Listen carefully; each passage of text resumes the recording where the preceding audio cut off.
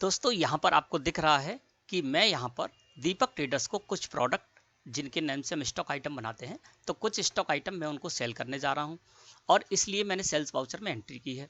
अब sales voucher में entry करने के बाद मुझे इसकी प्रिंट आउट निकाल कर दीपक ट्रेडर्स को देनी होगी।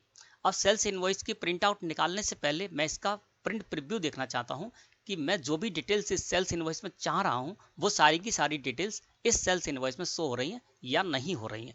तो प्रिंट करने के लिए या फिर प्रिंट प्रीव्यू देखने के लिए हमको दोस्तों यहाँ पर ऊपर लिखा हुआ है प्रिंट, इस पर माउस क्लिक करना होगा या इसकी शॉर्टकट की है अल्ट के साथ पी। अल्ट के साथ पी प्रेस करके भी हम इसका यूज कर सकते हैं। तो प्रिंट पर कर दिया मैंने क्लिक। जैसे ही मैंने प्रिंट पर क्लिक किया तो करंट यहाँ पर सिलेक्ट होकर आ गया है ना, तो हमको करंट ही सिलेक्ट करना है और एंटर प्रेस कर देना है। जैसे ही मैंने एंटर प्रेस किया तो हम आ गए प्रिंट में और इस जगह देखेंगे तो आपको यहाँ पर कॉन्फ़िगर, प्रीव्यू और प्रिंट ये तीन ऑप्शन आपको शो हो रहे हैं ना। तो हमको प्रीव्यू देखना है तो प्रीव्यू को मैंने सेलेक्ट किया और एंटर प्रेस कर दिया। अल्ट के साथ जेड कर देते हैं, इसको जूम कर देते हैं। अब यहाँ पर देखते हैं कि हम जो भी डिटेल चाह रहे हैं वो सारी की सारी डिटेल हमारे सेल्स इनवॉइस में आ रही हैं या नहीं आ रही हैं, क्योंकि कुछ डिटेल्स मैंडेटरी होती हैं और कुछ डिटेल्स हम चाहें तो इसमें ला सकते हैं। अब इस जगह पर देख रहे हैं तो हमारी जो कंपनी है आकाश ट्रेडर्स, उसका नेम शो हो रहा है और हमारी कंपनी का यहाँ पर एड्रेस भी शो रहा है, कंपनी का जीएसटी है ना, और कंपनी किस स्टेट में स्थित है वो स्टेट कोड शो रहा है। इसके साथ ही साथ कंपनी की कॉन्टैक्ट डिटेल भी यहाँ पर शो रही है, मोबाइल नंबर और मेल आईडी आदि शो रही है ना।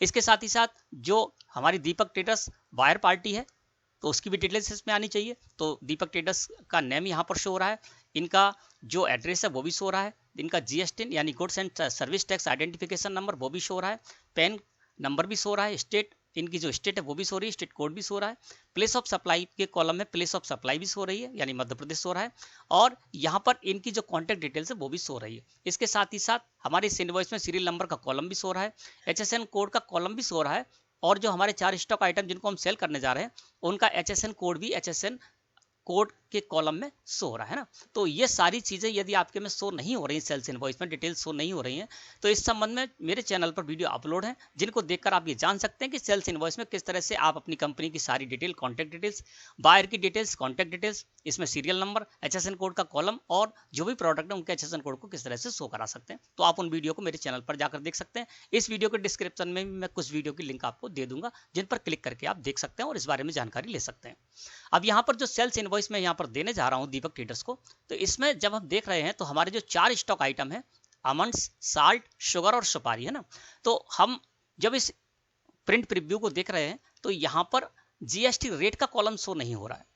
यानी हम चाहते हैं कि यहाँ पर जीएसटी रेट का कॉलम शो हो जाए और उस कॉलम में आमंड्स पर कितना जीएसटी टैक्स रेट है वो यहाँ पर सो जाए, साल्ट पर कितना जीएसटी टैक्स रेट है वो इस कॉलम में सोने लगे, शुगर और सुपारी पर कितना कितना जीएसटी टैक्स रेट है वो इस जगह पर शो होने लगे, है ना। तो आप किस तरह से अपने सेल्स इनवॉइस की प्रिंट में जीएसटी रेट का कॉलम शो कर सकते हैं और उस कॉलम में आप जो भी स्टॉक आइटम है 10, 20, 50 जितने भी स्टॉक आइटम होंगे उन स्टॉक आइटम पर किस स्टॉक आइटम पर कितना जीएसटी टैक्स परसेंटेज है उसको भी आप शो करा सकते हैं। कैसे कराएंगे चलिए वो जानते हैं। तो सबसे पहले हमको क्या करना है, इसके लिए दोस्तों हमको एक सेटिंग करनी होगी और सेटिंग करने के लिए हमको यहाँ पर एस्केप की प्रेस करके एक स्क्रीन पीछे आना है, फिर एस्केप की प्रेस करना है। हम इस जगह पर आ गए। अभी हमने प्रीव्यू देखा था, अब हम चलेंगे कॉन्फ़िगर में, क्योंकि हमको ऐसी सेटिंग करनी है जिससे कि हमारे सेल्स इनवॉइस में जो जीएसटी टैक्स रेट का कॉलम है वो सोने लगे और जो भी प्रोडक्ट है यानी जो भी स्टॉक आइटम हम सेल करने जा रहे हैं इस इनवॉइस में उसका अलग अलग GST tax rate percentage show होने लगे, ठीक है ना। तो कॉन्फ़िगर को सिलेक्ट करके मैंने यहाँ पर एंटर प्रेस कर दिया, ठीक है ना।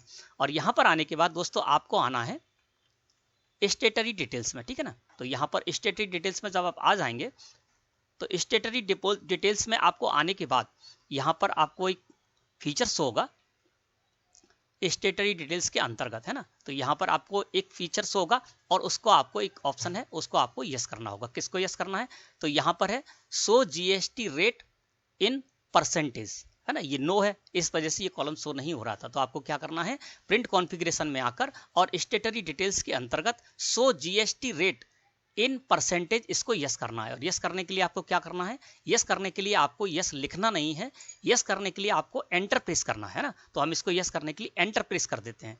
जैसे ही मैंने कीबोर्ड से एंटर प्रेस किया तो आप देखेंगे यहाँ पर स्टेटरी डिटेल्स में show GST rate in percentage है, ये यस हो गया है ना। यस करने के बाद अब एस्केप की प्रेस करना है आपको, है ना। फिर से एस्केप की प्रेस करके हम बाहर आ जाते हैं, क्योंकि हमको जो सेटिंग करनी थी वो सेटिंग हमने कर ली है।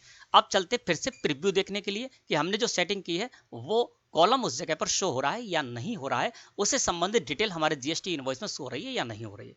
प्रीव्यू को सिलेक्ट किया और एंटर प्रेस कर दिया, अल्ट के साथ जेड प्रेस करके मैंने इसको कर दिया जूम।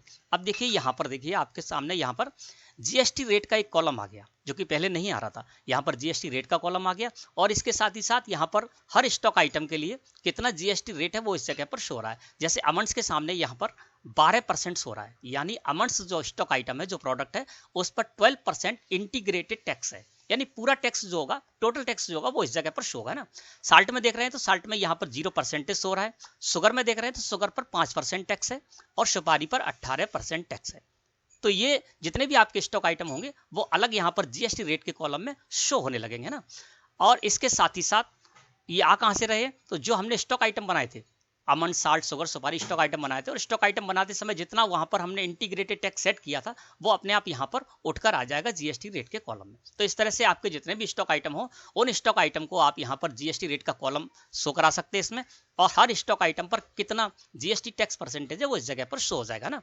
तो यहाँ पर टोटल टैक्स आपको शो होगा ना। जैसे अमंड पर 12% है तो 12% शो हो गया, और शुगर पर 5% है तो 5% यहाँ पर शो हो रहा है, और सुपारी पर 18% शो हो रहा है ना। तो जब भी, ये आपको पता होगा कि जब भी आप अपनी स्टेट के किसी को बेचने जाएंगे ना, किसी पार्टी, दीपक ट्रेडर्स है, हमारी जो कंपनी है वो भी मध्य प्रदेश में, दीपक ट्रेडर्स है वो भी मध्य प्रदेश की है, तो क्या है, ये अब एक ही स्टेट का मामला है। तो यहाँ पर क्या होगा, सीजीएसटी एसजीएसटी, तो जब भी सीजीएसटी एसजीएसटी लगना होगा तो ये आधा आधा हो जाएगा, यानी 12% अमाउंट से पर 12% जीएसटी रेट है।